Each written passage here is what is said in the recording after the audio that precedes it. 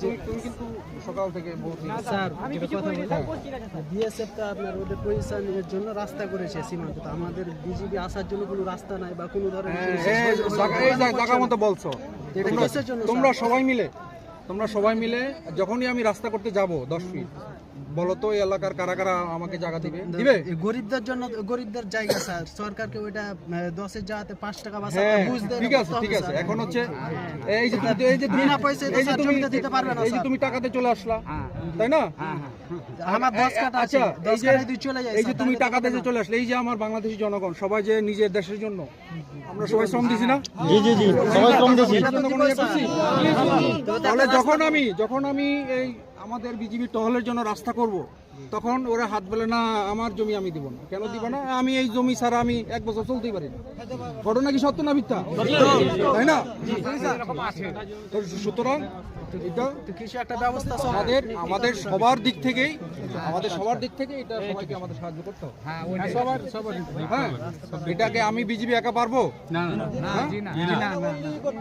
আমি বিজিবি একা পারবো না। এটা সবাই মিলে, আমাদের বাংলাদেশের জনগণ মিলে আমাদের এই কাজটা করতে হবে। আপনি এটা একটা ঊর্ধ্বতন কর্মকর্তার কাছে এটা আলোচনা করেন, যেহেতু গরিব জেনে আছে আরও বাঁচে, আমাদের দেশও বাঁচে, যেভাবে ভালো আছে কথাটা তুলে ধরে।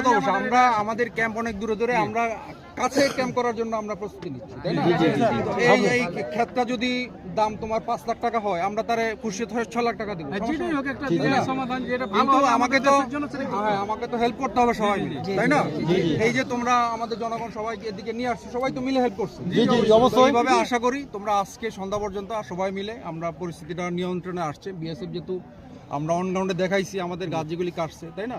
এবং তারা প্রকাশ্যে স্বীকার করছে যে হ্যাঁ এটা আমার ভুল হয়েছে, এটা কারা করছে ওই পক্ষের জনগণের ব্যবস্থা নিবে। এখন ওরা যদি আমার বলে যে এই বাংলাদেশি জনগণ আমাকে ঢিল মারে আমাকে মারছে, আমি কি জনগণের বিচার করতে পারবো?